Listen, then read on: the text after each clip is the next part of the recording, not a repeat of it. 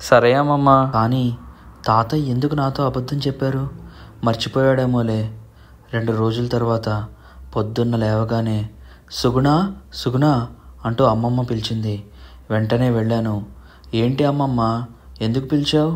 మీ తాతయ్యని లేపవే, ఎంతసేపు పడుకుంటాడు? లేచి పొలానికి వెళ్ళమను. సరే అని తాతయ్యని లేపటానికి రూమ్కి వెళ్ళాను. తాతయ్య తాతయ్య లే, పొలానికి వెళ్ళు, అమ్మమ్మ తిడుతోంది. కానీ తాతయ్య లేవలేదు.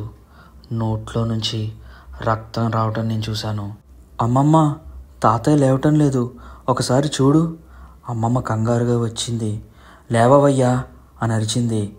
తట్టి లేపింది. తాతయ్య చనిపోయాడు. తాతయ్య చేతిలో నుంచి నిద్ర మాత్రాల సీసా కింద పడింది.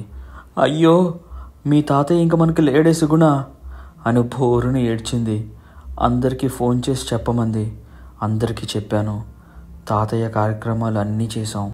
11వ రోజు తాతయ్య ఎందుకు ఆత్మహత్య చేసుకున్నాడు అంటే తాతయ్య కూడా ఏదో తప్పు చేశాడన్నమాట గౌరీ విషయంలో.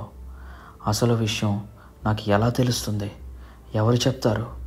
నా రూమ్లోకి వెళ్ళి ఈ విషయం డైరీలో రాసుకుందామని ఓపెన్ చేశాను. డైరీలో ఉన్నది చూసి నా ఒళ్ళు గగ్గురు పొడిచింది. Next part coming tomorrow.